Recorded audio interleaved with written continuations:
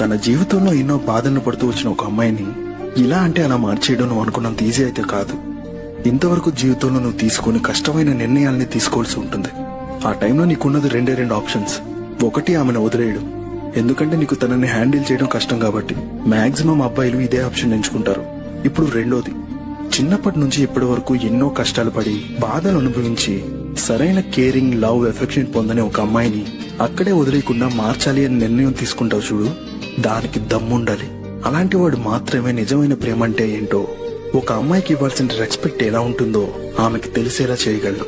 ఒకవేళ అలా చేసినా కూడా తను అంత తొందరగా నమ్మదు. నమ్మితే అమ్మాయి ఎలా అవుతుంది?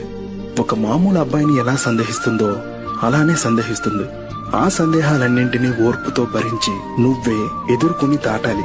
ఇది కొంచెం కష్టమే, బట్ నువ్వు చేసేదానికి అంతే వాల్యూ కూడా ఉంటుంది. ఎప్పుడైతే ఒక అమ్మాయి నీ ప్రేమని నిజంగా అర్థం చేసుకుంటుందో